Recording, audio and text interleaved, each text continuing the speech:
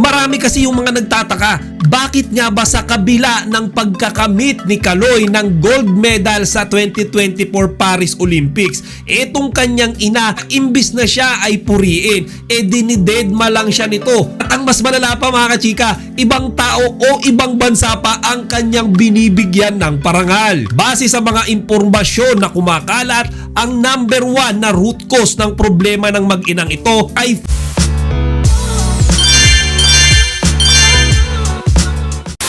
magandang araw mga kachika! Rigel po ulit ang inyong Chika Patrol.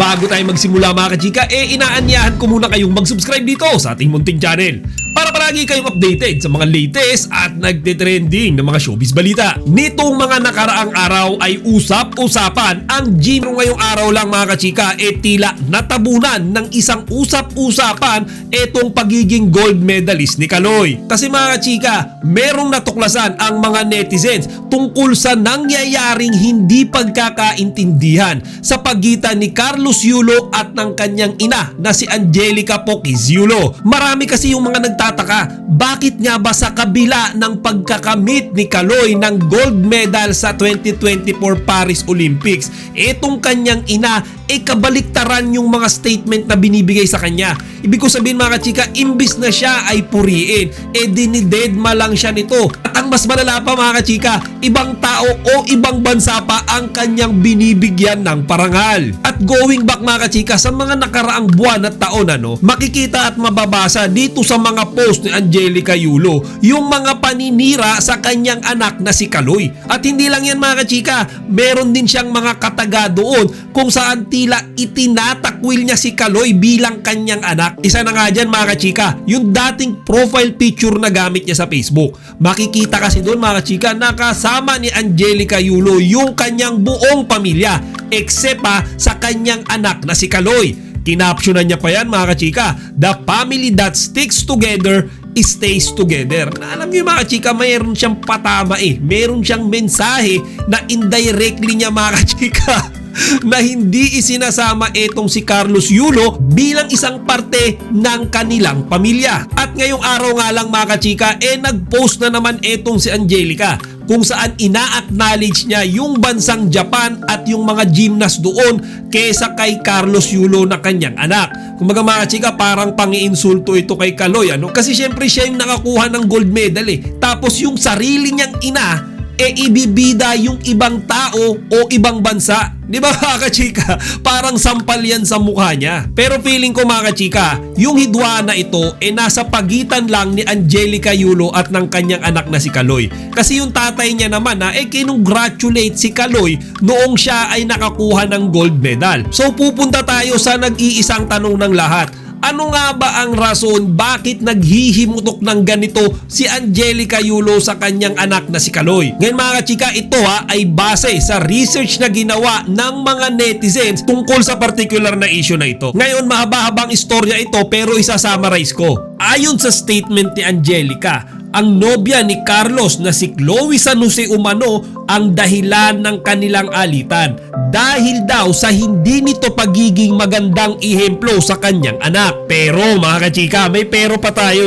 Base sa mga impormasyon na kumakalat, ang number 1 na root cause ng problema ng mag-inang ito ay financial abuse. Ngayon ang nangyari pala mga kachika, etong si Angelica walang habas na humihingi ng salapi mula sa mga premyong napanalunan ni Kaloy sa mga tournament na sinasalihan nito mga kachika. So sa umpisa daw natutolerate pa yan ni Kaloy. Kumbaga hindi niya ginagawang big deal. Pero umabot na daw sa point na hindi na alam ni Kaloy na kinukuhanan pala siya ng pera nito ni Angelica. Nakapagpatayo pa nga daw ito mga kachika ng sarili nitong bahay without the knowledge or consent nung kanyang anak na si Kaloy.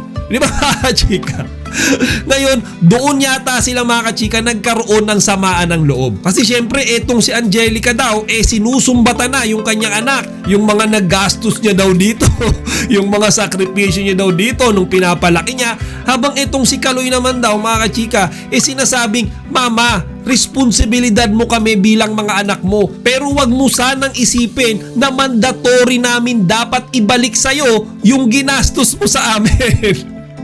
Di ba mga chika, parang ganun kasi yung nangyayari. Kumbaga parang sinusumbatan nito ni Angelica si Kaloy, habang si Kaloy naman mga chika ay pinapaintindi sa kanyang ina na talagang responsibilidad mo yun sa mga anak mo eh. Kumbaga ginagawa mo yun dahil kailangan mong gawin, hindi dahil balang araw may kapalit iyon mula sa kanila. Di ba mga kachika?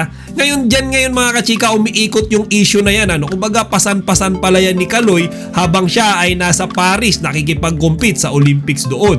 Dinadala niya mga kachika yung samaan nila ng loob ng kanyang ina. Hindi ko sure kung yung ibang mga kapatid niya meron ding issue laban sa kanya. Pero yan mga kachika, yan nga yung usap-usapan ngayon ng mga netizens na sinasabing number 1 na rason kung bakit merong hindi pagkakaintindihan si Angelica at si Kaloy. And mga chika, hati ang reaksyon ng mga netizens dyan.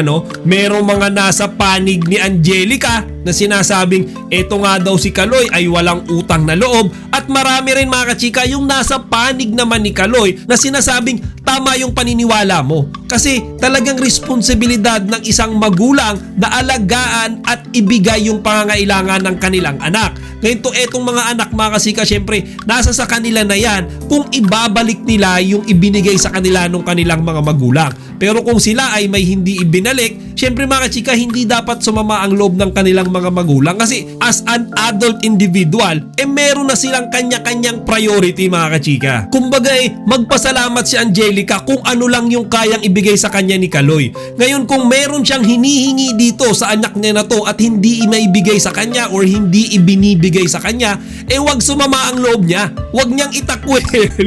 Wag niyang sumbatan. Kaya ngayon mga kachika, inuulan ng sandamukal na pambababash etong si Angelica Yulo. At mga kachika, mas lalo pang lumala nung in-enumerate na o in-specify na lahat nung reward na nakuha ni Carlos sa kanyang pagkakamit ng gold medal sa Paris 2024 Olympics. Bukod nga sa isang kondo na nagkakahalaga ng 24 million, nakapag-accumulate na daw mga kachika si Kaloy ng halos 100 million pesos worth of mga rewards and prizes. At ang inaabangan ng lahat kung makikipag-ayos kaya etong si Angelica kay Kaloy ngayong alam niya na may ganito pala kadaming papremyo ang tatanggapin ng kanyang itinakwil na anak.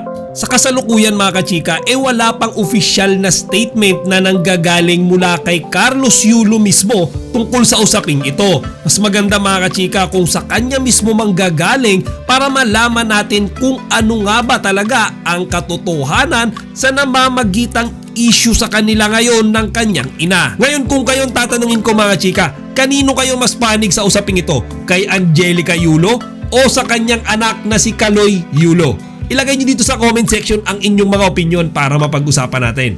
Chika Patrol signing out! Chika, huwag niyong kalimutan mag-like, comment, and subscribe. Para sa iba pang mga celebrity news, i-click lamang ang mga videos na ito.